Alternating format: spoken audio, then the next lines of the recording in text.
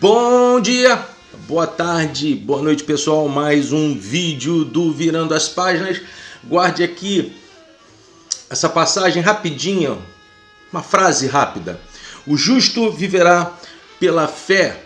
A carta aos Hebreus 10, 38, metade do versículo 38. O justo viverá pela fé. Guarde isso aí porque a gente vai falar de um livro que tem muito a ver com isso que eu acabei de dizer. E também, diria eu, na carta aos Romanos, de Paulo aos Romanos, São Paulo aos Romanos, no capítulo 5, sendo, pois, justificados pela fé, temos paz com Deus por meio do nosso Senhor Jesus Cristo, mediante quem obtivemos entrada pela fé, e esta graça na qual estamos firmes e nos gloriamos na esperança e na glória de Deus.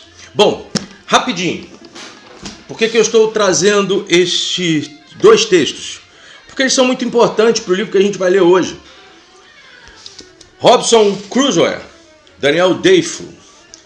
Gente, olha, é um dos livros que são colocados como, na verdade essa obra aqui, ela é colocada como a estreia da literatura moderna, ou do nascer da literatura moderna britânica. Há outros que vêm em Tom Jones, livro Tom Jones do Henry Fielding, que está mais ou menos, está um pouquinho antes, um pouquinho depois dessa obra, mais ou menos 30 anos depois dessa obra, já que essa obra foi editada em 1717, salvo engano. Também consideram esta obra como uma ou o expoente da literatura moderna britânica, ou pelo menos o start para ela. E eu também gosto sempre de levantar, ainda que ninguém fale sobre isso, então é uma opinião só minha, ok? As viagens de Gulliver, do Jonathan Swift, ainda que elas tenham elementos fabulosos, em alguns momentos parecem uma fábula, mas não são, elas também podem ser inseridas neste exercício do estilo moderno dentro da literatura britânica propriamente dito, tá certo? É um baita de um livro, gente. Daniel Defoe, ele serviu ao rei Guilherme III, tá certo? E sempre esteve diligentemente defendendo a causa deste rei, né? E isso está muito ligado àquilo que também será proposto nessa obra, ou pelo menos eu identifiquei. Você vai identificar um contexto teológico protestante reformado, e você vai observar também uma perspectiva, pelo menos vejo assim, no Robinson Crusoe, que aponta para a visão do Daniel Defoe acerca de um Estado, ok? Também você tem no livro a projeção da cultura escravocrata de época, em que muitas vezes o Daniel Defoe sofre das mesmas questões do Mark Twain. E isto me parece um defeito anacronista. É óbvio que ninguém aqui é a favor de qualquer sistema escravocrata. É óbvio que ninguém aqui nega as rudezas do que foi esta prática que ainda existe capilarizada em outros lugares, ok? Inclusive eu falei sobre escravidão aqui no próprio canal. Então eu não estou nem um pouco atento à ideia de estar aqui, ao falar isso, dando força à prática do escravismo, e que depois vem dentro dos conceitos que hoje nós lutamos tanto com relação aos preconceitos, às diferenças raciais que levam aos preconceitos indigestos e inegavelmente, na minha visão, diabólicos, certo? Vejam agora, nesse momento, o que está acontecendo em Paris e na França, que é justamente um choque civilizatório, mas muito perpetuado por uma espécie de, também, preconceito ocidental europeu para com aqueles que acabaram por vir para a França, sem compreender que, se há refugiados, sejam eles do continente africano ou de qualquer outro continente ali próximo, asiático, esses fenômenos sociais se dão justamente por uma prática durante muito tempo protecionista no campo europeu das suas economias, imperialista e hoje plataformada por um globalismo extremamente híbrido e perigoso. Então ninguém aqui está negando qualquer situação quanto aos horrores dos navios negreiros. Porém, o personagem Robinson Crusoe está vivendo um período onde a economia tinha como base a cana-de-açúcar, o parte do metalismo e principalmente tudo isso a partir da utilização de escravos no continente africano, o que é uma vergonha, mas é a verdade, então ele faz parte desse contexto. Então você tem aqui uma questão de fé, uma questão de Estado e uma questão econômica inserida dentro dessa obra, tá legal? Uma coisa que me passa aqui para falar para vocês como curiosidade é que para muitos Daniel Defoe se baseou no Alexander Selkirk, que era um escocês, cara. Ele trabalhava com o corsário Dampier. O que é um corsário? O corsário é um pirata pago por alguém, em geral. Então, por exemplo, França, Inglaterra principalmente, utilizaram muito de corsários nos embates e ataques às linhas marítimas espanholas e portuguesas da economia da cana e também da economia, infelizmente, do escravismo. Tá? Então você tem situações como essa. E o Dampier, ele era um corsário do qual esse Alexander Selkirk participou com ele. Né? Então, eu acho que a nau dele era São Jorge. Né? Ele vai trabalhar numa outra nau, a Cinque P. E aí, nesse problema, ele tem um choque com um dos comandantes, que é o Thomas Sunderland, e em dado momento ele solicita o seguinte: olha só, não vamos brigar. Dá para você me deixar nessa ilhazinha aqui perto do Chile, da costa chilena, para eu ficar por lá? Que aí eu espero o outro navio chegar, e aí tudo bem. A gente não precisa brigar, e não houve realmente nenhuma briga. O capitão deixou para ele mantimentos necessários, deixou ele sozinho na ilha, e aquilo que ele achava que em 4, 5 dias ou até uma semana chegaria uma outra nau, isso demorou, na verdade, 4 anos. Esse cara, ele é no século XVII, né? 1676, ele acha em 1676, vai morrer em 1721. Esse cara, depois de um certo movimento, acaba sendo resgatado por uma outra nau 4 anos depois. O que acaba acontecendo? Ele vai para a Europa e escreve essa história, e essa história passa a ser um best-seller de época. Aliás, eu vou estar falando de alguns best-sellers que estouraram justamente por causa disso. Esse é um, tá certo? Essa ilha era chamada de Ilha Massatera, ficava perto ali da França, do Chile, e hoje ela é chamada Ilha Robinson Crusoe. Mas não é bem esta ilha da qual o nosso querido Robinson Crusoe vai naufragar. Ele vai ficar lá mais acima, na costa da Venezuela, tá certo? Então, esse é um primeiro ponto de influência. O Daniel Defoe, como eu falei, de 1630 a 1731, ele foi um cara que defendeu efetivamente o rei Guilherme III, chegou a ser agente secreto. Se vocês estão pensando no 007, pois bem, o Defoe chegou a ser agente secreto do Guilherme III e foi preso por conta disso. O interessante é que ele é colocado numa berlinda no meio de uma praça. Não é... Eu já ouvi gente falando, um pelourinho. Não era um pelourinho efetivamente, mas era uma berlinda onde ele ficava com os 2 braços abraçados por 2 pares de tábuas de madeiras fortíssimas e o seu pescoço exposto também. Normalmente naquela época, quando você tinha criminosos passando por esse tipo de pena, eles eram agredidos, recebiam fruta na cara, pescoçada, cuspes, fezes, urina. Mas no caso do Defoe, a coisa aconteceu de forma um tanto quanto diferente. Por quê? Ele recebia água e flores da população que reconheciam a sua atividade de defesa ao rei Guilherme III.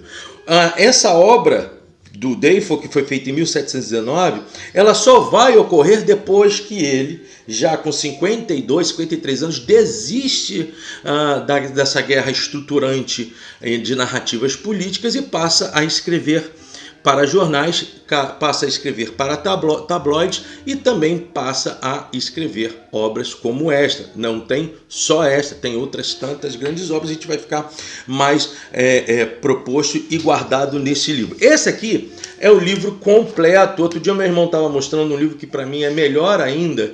Me perdoe porque eu não estou lembrando, eu estou aqui com um símbolo da editora, mas não estou lembrando agora o nome dela. Existem livros que vêm justamente com os desenhos, as gravuras da própria obra, que são originais, quer dizer, na verdade elas foram colocadas nessa obra 10 anos depois. E que me parece muito interessante porque você acaba tendo ou captando as imagens daquilo que o Defoe tenta promover no seu, digamos assim, personagem principal da vida literária dele, que é o Robinson Crusoe. Mas esse livro aqui da Penguin é muito bom também porque ele é comentado, então existem algumas dúvidas que você possa ter ao momento e de vez em quando surge lá algumas explicações do Sérgio Flaxman, uma boa obra. As introduções também são interessantíssimas e, melhor ainda, os contextos de introdução da obra também são muito boas. É um livro de cerca de 762 páginas, se eu não estou enganado. Deixa eu ver aqui.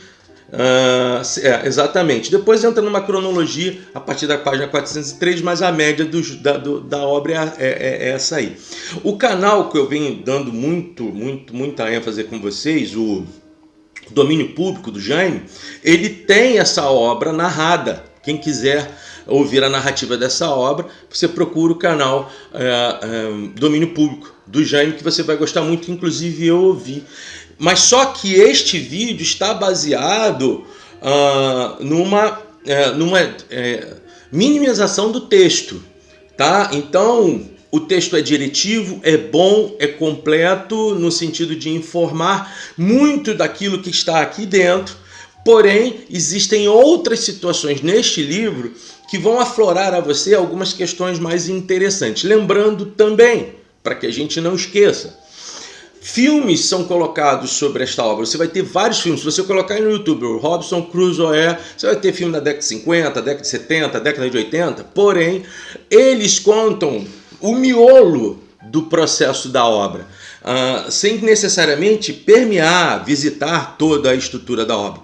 E aí você só tem o espetacular, só tem o projeto cinematográfico, você não tem um projeto literário na sua mão. Então acaba te atrapalhando um pouco na identificação dos contextos dos quais o nosso querido Defoe vai trabalhar, ou Defoe, aí fica essa confusão. Eu vou continuar com o meu Defoe aqui. Você vai continuar com o Daniel Defoe propondo toda uma narrativa que, de certa forma, inclui uma grande coerência à sua própria vida que está ali colocada. Então, quem é o Robinson Crusoe? Crusoe é nascido, a princípio, a ideia que se dava é para que fosse uma perspectiva autobiográfica desse personagem, que até então era tido como verdadeiro. Na página 41 dessa obra, nesse livro aqui, você tem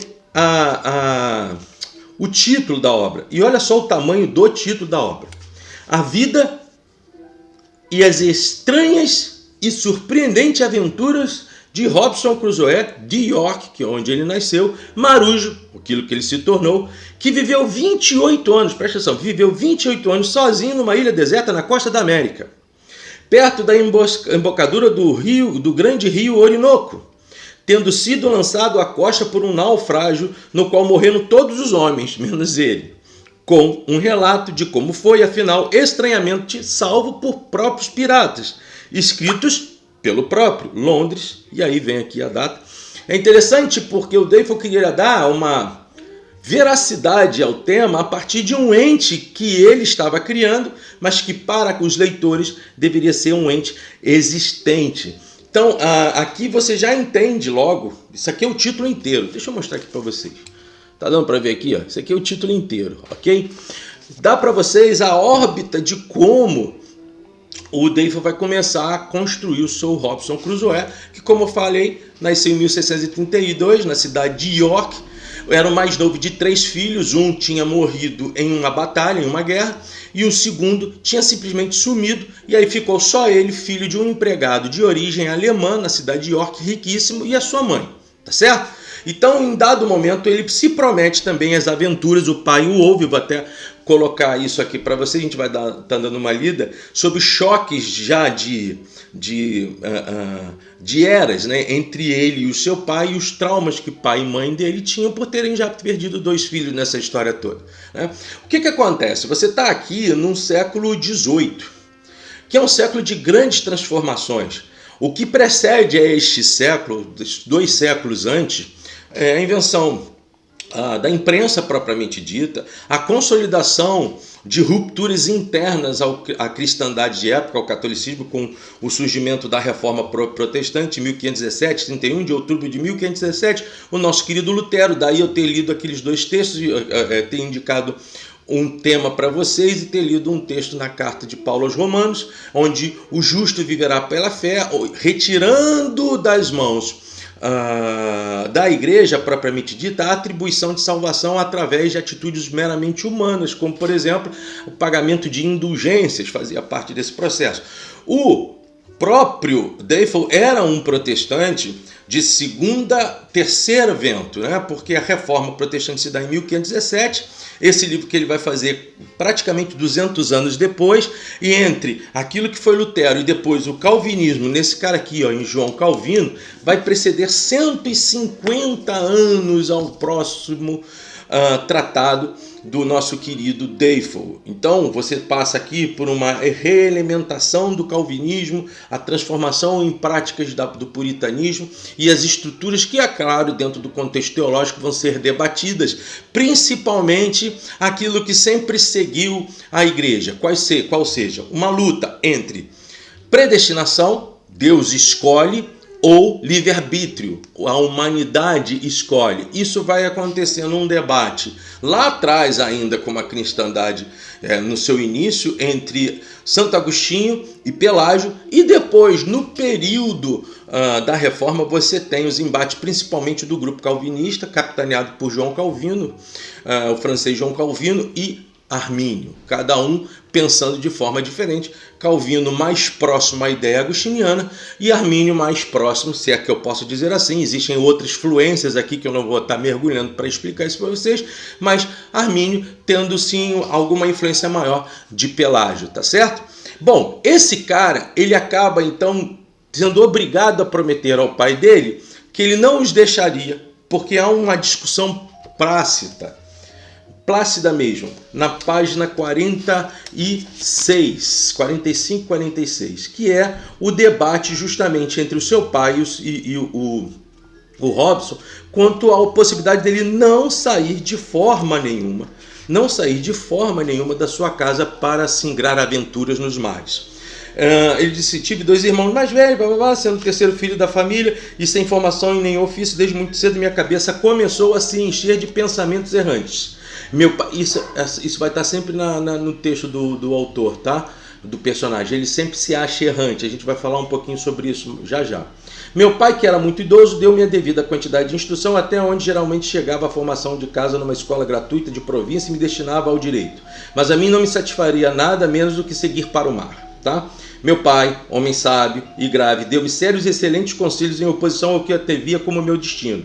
Chamou-me um dia na manhã aos seus aposentos, aos quais estava confinado pela gota, ele estava doente de gota, e me cumulou de rogos afetuosos em torno do tema. Perguntou quais os motivos que geraram a minha inclinação pela vida errante, e eu tinha para deixar a casa paterna e a terra natal, onde podia ter certeza de um bom começo e de possibilidade de melhorar sempre minha posição, recorrendo tão somente ao zelo e à diligência que me valeria uma vida airosa e confortável.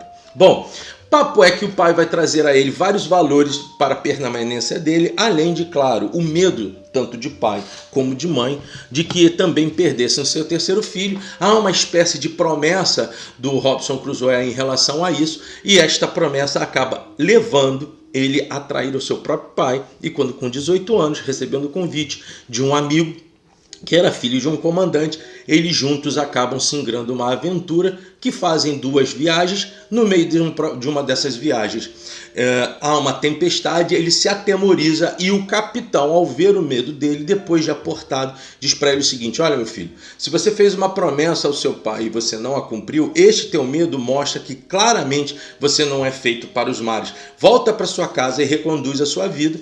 Ele promete ao capitão que faria isso e depois, novamente, ele pega uma outra viagem em outro capitânia, com destino à África, faz uma primeira viagem à África e na segunda ele é atacado por piratas, passa a ser escravo de um pirata e vive como uma espécie de mestre de ordens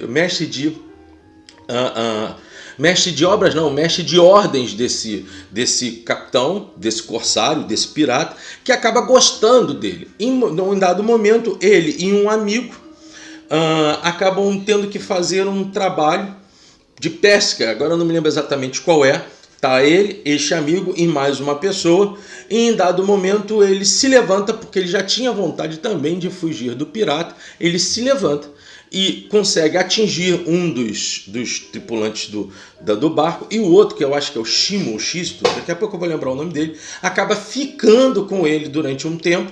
Ele fica ao léu dos mares, achando que vai morrer, e ali já começa esse processo de condenação, por conta de ter traído o pai e por conta também de não ter ouvido o capitão e nas 2 promessas não terem cumpridas. Ele entra naquele processo de desgraça, né? Que é um contexto muito próximo, ainda que tenha todo o elemento da graça, mas é um contexto muito próximo da civilização europeia de época, né? Paz e condenação, bênção e maldição. Isso faz parte não apenas de um arrodo da teologia reformada, mas sim de uma cultura que precede inclusive a própria cristandade, que depois, obviamente, acabou sendo aumentado dentro dos processos todos a partir de elementos catolicistas e principalmente as questões de como o inferno era traduzido, as questões da própria indulgência, as diferenças sociais claríssimas, onde dificilmente um pobre poderia ter sangue azul e não tendo sangue azul dificilmente poderia comprar a sua própria salvação e se via amaldiçoado por conta disso. A baixa capacidade de leitura naquele período, que só conseguiu ser mais ampliada a partir de Lutero, quando ele escreve a Bíblia no texto alemão de época. Okay? Porém, dentro desse texto, você tem um cara totalmente dividido entre a adoração a Deus e o pecado terrível que fez contra o pai, honra pai e mãe, e também, então, nesse sentido, o próprio Deus. E neste barco perdido, quem diria, eles percebem um navio de longe e dão um tiro para o alto. Esse navio é um navio negreiro português, que vai fazer então com que o nosso querido Defoe seja aportado pelo capitão português para aquele momento, e para poder ter um dinheiro ele vende o Xisto, que é o seu amigo, como escravo, o que demonstra como essa prática era diabolicamente natural, mas existia. E é com esse dinheiro que ele vai para o norte do Brasil, para o nordeste brasileiro, para a Bahia, e começa a trabalhar com atitudes de teste de vida, de aplicações, de ações de compra de terras, de atividade, até que ele cai na atividade dos canaviais, da cana-de-açúcar, e toda a vida do Defoe, objetada aqui, colocada aqui dentro do Crusoe, é uma vida de provas. Eu tenho que fazer tentativas, e eu vou errar nessas tentativas, mas o que é mais interessante é que nesta prática extremamente caótica do Robinson Crusoe, as coisas vão dando certo para ele. Então ele consegue ter empresários locais que acabam estando com ele nas atividades, e em dado momento ele acha que seria muito interessante partir também para o mercado negreiro.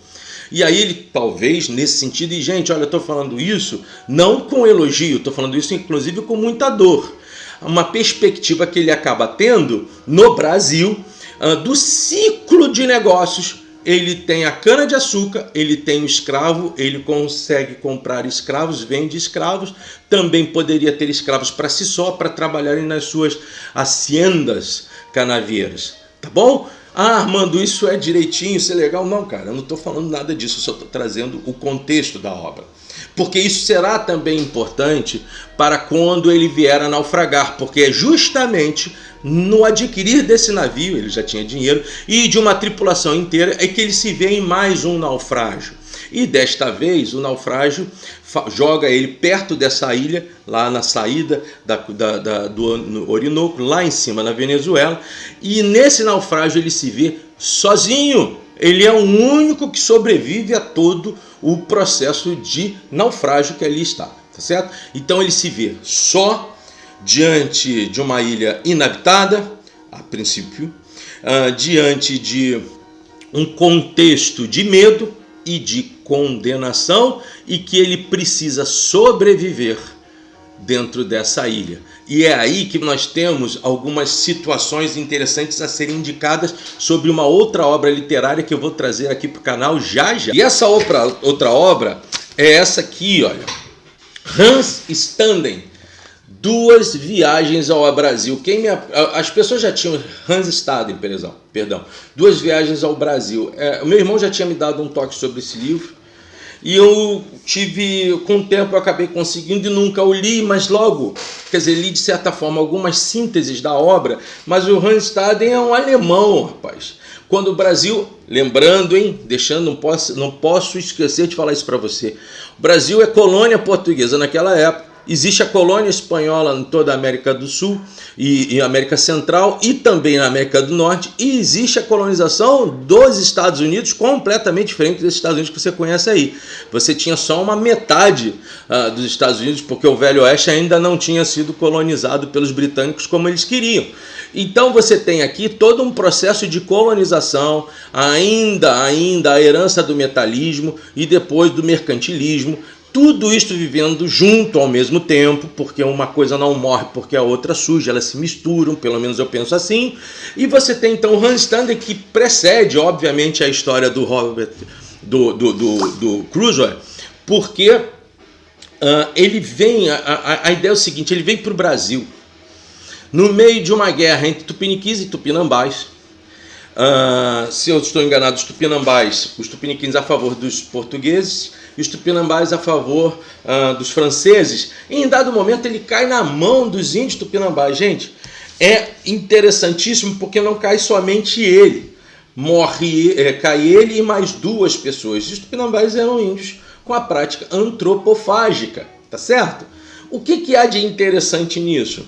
Gente, eles só se alimentavam dos seus prisioneiros depois que ficavam amigos dos caras. Então ficar amigo dos índios era um passo para a morte. Eu vou trazer esse texto mais elaboradamente, claro, e você vai enxergar claramente que existem aqui situações muito parecidas com a de Robinson Crusoe, porque ele vai para uma ilha. Nesta ilha ele descobre que tem cabras. Estas cabras não estão ali à toa, provavelmente de outros naufrágios. De certo momento, ele, do topo da ilha, porque ele passa a ser um promotor das perspectivas da ilha, ele olha de cima para baixo e vê que parte do seu navio está bem perto da praia. Vai lá, acha acha um cachorro, alguns gatos, pólvora, comida, dinheiro que a primeiro momento ele acha que não serviriam de nada, mas depois ele acaba pegando essa grana, dinheiros de moeda portuguesa e inglesa, armas, grãos, que mais, gente? Alimentação em geral, vestes necessárias, e aí ele começa a construir lá aquilo que ele chama de o seu castelo. E é nesse sentido que eu acho que ele traz, você vai entender ao decurso da leitura, que ele traz aquela ideia da monarquia de época, e inclusive, se você fizer uma comparação clara, ele vai colonizar a ilha. Como ele vai colonizar, eu não vou explicar. Você vai precisar ler o livro, mas ele vai fazer com que aquela ilha, ainda que inabitada ou praticamente inabitada, mais à frente ela seja colonizada por personagens com os quais ele vai lidar ali no dia a dia. Lembre-se, ele é um cara com dinheiro, apesar de perdido. E ele vai ficar nessa ilha 35, 36 anos. Ele acha uma Bíblia, né? E começa a fazer o seu próprio diário, que em dado momento não vai conseguir fazer ele todo. E aí vem todos aqueles contextos voltados aos elementos da predestinação, aqueles elementos mais duros, com relação à sua própria culpa. Ele é capaz, ele consegue fazer aqui em dado momento algumas frases interessantes com relação a esta questão de fé. Ele diz o seguinte, olha só, 4 de julho, não à toa, de manhã peguei a Bíblia e começando pelo Novo Testamento, comecei a ler as Escrituras a sério, impondo-me o compromisso de ler um pouco pela manhã e outra vez pela noite, sem me ater nos dados do número de capítulos, mas até então aonde o pensamento me levasse. Aí ele chega aqui, larguei o livro e erguendo tanto o coração quanto as mãos para o céu, numa espécie de êxtase de alegria, exclamei em voz alta, Jesus, filho de Davi, Jesus elevado, príncipe salvador, dai-me o arrependimento. O que está acontecendo aqui? Ele está numa luta ainda, sobre as questões dos seus pecados e como serem perdoados. Veja que ainda que ele fosse alguém sobre uma teoria teológica sobre os elementos da graça, ele ainda está aí encravejado de culpa. Não é à toa, aqui nessa página 121, ele escreve no livro sobre males e bens. Males, estou perdido numa ilha horrível e deserta sem qualquer esperança de ser encontrado. Bens, mas estou vivo e não afogado como todos os meus companheiros no navio. Depois ele diz, fui destacado e separado, por assim dizer, de todo mundo para minha própria desgraça. E depois ele diz, mas fui escolhido também dentre toda a tripulação do navio para ser poupado da morte.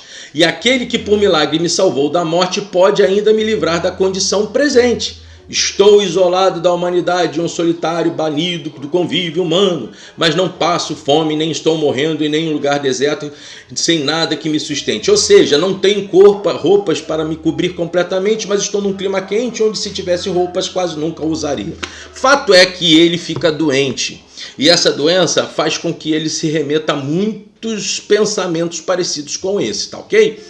Nesse momento, ele, depois que melhora, ele vai começar a andar pela ilha. E é nessa hora, nessa triste hora e perigosa hora, que ele vê pegadas. E aí ele percebe que não vive efetivamente sozinho e que a ilha pode ser apenas um ponto de parada de alguém indigesto. E ele vê que são indígenas. E ele encontra o livro, ele começa a ter mais força, se você nunca leu o livro, nesse momento, porque ele começa a ver ossadas. E aí o leitor fica, olha, de onde vêm essas ossadas? O que está acontecendo?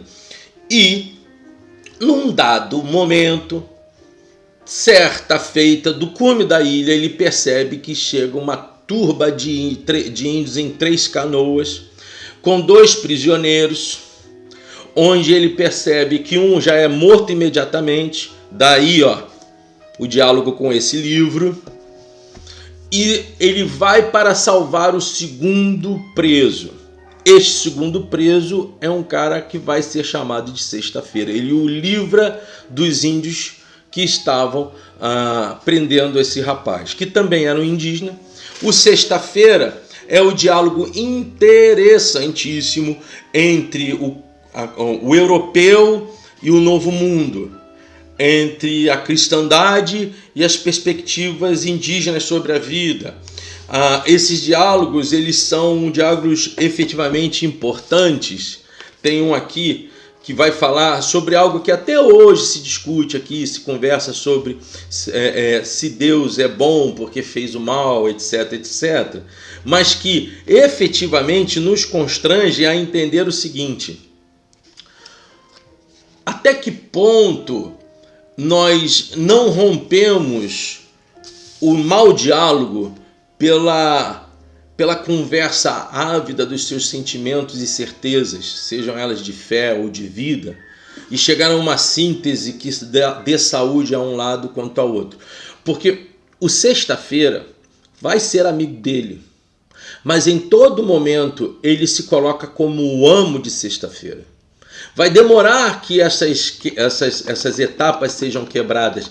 E o que faz com que isso seja quebrado, ainda que não completamente, é a relação de amizade deles durante muitos e muitos e muitos e muitos anos, a ponto de Sexta-feira o acompanhar para o resto da vida. Porque o Sexta-feira nada mais é que não alguém grato por ele ter salvo da morte. Tá certo? Mas olha essa conversa aqui. Descobri que era bem mais fácil firmar em seu espírito, ele está querendo catequizar o rapaz, as noções corretas sobre a existência de um Deus que é a respeito do diabo. A natureza servia de prova com todos os argumentos que eu usava, inclusive a necessidade de uma grande causa inicial e de um poder soberano sobre tudo que acontece. Nessa grande causa inicial, na verdade, é a definição que Deus é o criador do universo, né? Então, o que você tem nas suas mãos é que ele vai trazer também a ideia de um Deus que governa e que provê, ele é providente nesse processo todo, a providência nas mãos de Deus. E ele vai trazendo isso ao Sexta-feira, porque o Sexta-feira também traz a sua cultura de vida e mais, ele nem sabe o significado da palavra Deus. Essa interação, para mim, é o ponto alto do livro. E há um diálogo interessante quando, na verdade, de forma clara, quando o Sexta-feira, em dado momento, pergunta, mas se o diabo é mau, como o senhor tanto diz, e Deus criou o diabo, Deus não seria mau também? Deus criou o inimigo de si mesmo? E aí, novamente, que é a saída que o contexto reformado e a própria cristandade tem para isentar Deus do mal, nesse sentido, é mostrar que tudo que Deus faz é por providência perfeita.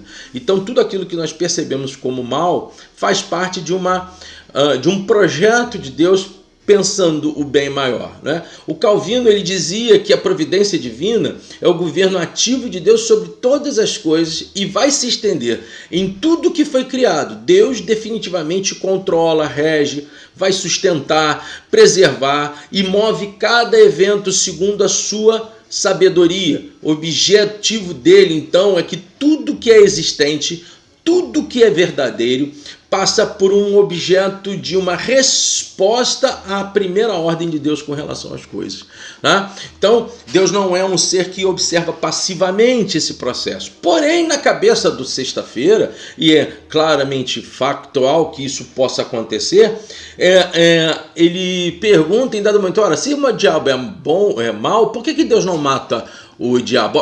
Olha o paradoxo, né?